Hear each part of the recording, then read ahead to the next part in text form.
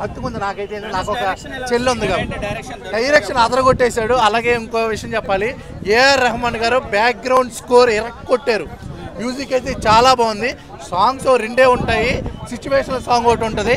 కానీ సందీప్ కిషన్ అంటే ఇప్పుడు అందరూ సందీప్ కిషన్ని మర్చిపోతారు క్లైమాక్స్ చూసిన తర్వాత. కానీ సందీప్ కిషన్ అలాగే ఇంకొక ఆవిడ చెప్తా, సందీప్ కిషన్ అలాగే ఒక అమ్మాయితో ఒక డ్యాన్స్ ఉంటుంది. అలా ఆయన లవ్ చేసిన అమ్మాయి ఆ సాంగ్లో డ్యాన్స్ ఎరగొట్టేశాడు, యాక్టింగ్ ఎరగొట్టేశాడు. నాకైతే చాలా బాగా నచ్చింది. అలాగే ఎస్జే సూర్య గారు కామెడీ అంటే విలనిజంలోనే కామెడీ ఉందన్నమాట. జస్ట్ ఆయన అడిగే ప్రతి సిచ్యువేషన్లో కామెడీ అయితే బాగుంది. విలన్గా చాలా బాగా చేశారు. టోటల్గా ఈ సినిమా చాలా బాగుంది. మీరు అందరూ చూడాలి. రేటింగ్ 4 ఇస్తాను, 5కి 4 అనమాట. ఎందుకు చూడాలంటే ఏం చెప్తావు? అర్థం కాలేదు, చెప్పు. సినిమా ఎందుకు చూడాలంటే సినిమా ఎందుకు చూడాలంటే మన ఫ్యామిలీలో మన కుటుంబాన్ని కాపాడుకోవాలంటే ఏం చేయాలి, అలాగే కుటుంబాల్లో ఎవరైనా తప్పు చేస్తే ఆ తప్పు చేయకుండా చూడాలంటే ఏం చేయాలి, అందుకు ఈ సినిమా అయితే చూడాలి.